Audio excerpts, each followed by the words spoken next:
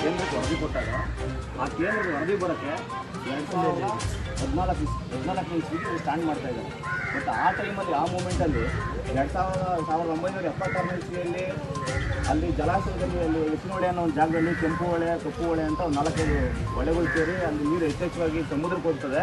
ಈ ನೀರನ್ನು ತಗೊಂಡು ಚಿಕ್ಕಬಳ್ಳಾಪುರ ಕೊಡಬೇಕು ಅಂತ ಆ ಒಂದು ಇಂಟೆನ್ಷನ್ ಇಟ್ಕೊಂಡು ಅವರು ವರದಿ ಕೊಡ್ತಾರೆ. ಈಗ ಆ ನೀರು ಅಲ್ಲಿಲ್ಲ.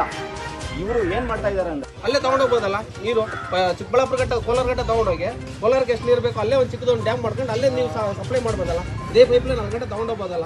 ಗೋರಿಬಿದೂರು ಅದೇ ಥರ ಗೋರಿಬಿದೂರಲ್ಲೂ ಮಾಡ್ಬೋದಲ್ಲ. ಯಾಕೆ ಈ ಥರ ನಮ್ಮ ಶ್ರೀರಾಮನಹಳ್ಳಿ ಮತ್ತು ಇಲ್ಲಿ ಏನು ನಮ್ಮ ಇದರಲ್ಲೇ ಲೆಕ್ಕೇನಹಳ್ಳಿ ಜಲಾಶಯ ಮಾಡಿ ನಮ್ಮನ್ನ ಯಾಕೆ ಎಬ್ಬರಿಸ್ತೀರಾ? ಇಲ್ಲೇ ನಾವೇನು ಪಾಪ ಮಾಡಿದ್ದೀವಿ? ಈಗ ನಾವು ಇಲ್ಲಿ ಎಲ್ಲ ವ್ಯವಸಾಯ ಮಾಡ್ತಕ್ಕಂಥವ್ರು ಯಾರು ಎಲ್ಲ ವ್ಯವಸಾಯ ಮಾಡ್ಕೊಂತಾರೆ. ಯಾರು ಮಕ್ಕಳು ಅವರು ಬೆಂಗಳೂರಲ್ಲಿ ಏನೋ ಕೆಲಸ ಮಾಡ್ತಾ ಇದ್ದಾರೆ. ಏನೇ ಕೆಲಸ ಮಾಡಿದ್ರು ಈಗ ತಾನೇ ಎಲ್ಲ ಅಡಿಕೆ ಫಸಲು ಬಂದು ಜೀವನ ಮಾಡೋದಕ್ಕೆ ಎಲ್ಲರೂ ಅಡಿಕೆ ಒಂದು ನಂಬ್ಕೊಂಡೇ ಜೀವನ ಮಾಡ್ತಾ ಇದ್ದಾರೆ. ಪ್ರತಿಯೊಬ್ಬರು ಬೆಂಗಳೂರಲ್ಲಿ ಯಾರೋ ಒಂದು 15,000